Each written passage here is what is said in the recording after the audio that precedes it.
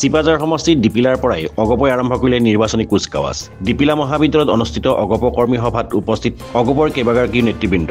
দুলাল ডেকাই সঞ্চালনা কৰা সভাত ৰাজ্যসভাৰ সাংসদ বীৰেন্দ্ৰ প্ৰসাদ বৈশ্য, অপূৰ্ব ভট্টাচাৰ্য, মুকুন্দ মাধৱ মহন্তকে ধৰি কেইবাগৰাকী নেতাই 85 চনৰ অগপৰ প্ৰসাৰতা আজিও চিপাঝাৰ সমষ্টিত ম্লান হোৱা নাই বুলি উল্লেখ কৰে।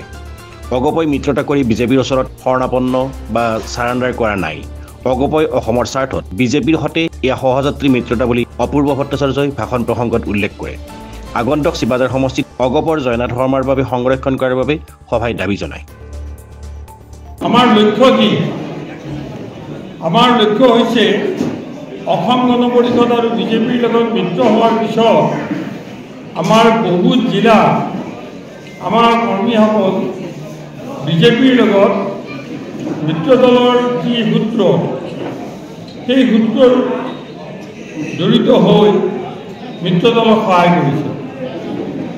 এতিয়া আগন্তুক দিনবোৰে আমি যেনেধৰণে অতীতত তেখেতসকলক সহায় কৰিলোঁ আৰু ভৱিষ্যতত আমাৰ মিত্ৰ দল বিজেপিয়েও সহায় কৰিব বুলি আমি আশা ৰাখিছোঁ। যদিও আজি 3খনমান গাঁও বিশেষকৈ বুঢ়া উন্নত হৈ কাটি দিম বুলি 2-এজন বিজেপিৰ একেবাৰে তলৰ খাপৰ কৰ্মীয়ে কৈ ফুৰিছে, তথাপিতো বুঢ়াৰ মানুহ ধৰি ৰাখিব পৰা নাই। আহিছে মই আমাৰ মূল উদ্দেশ্যটো হৈছে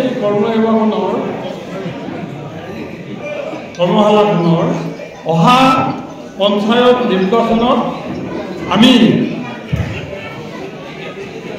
আমাৰ সংগঠনৰ ওপৰত ভিত্তি কৰি যুঁজ কৰিব লাগিব।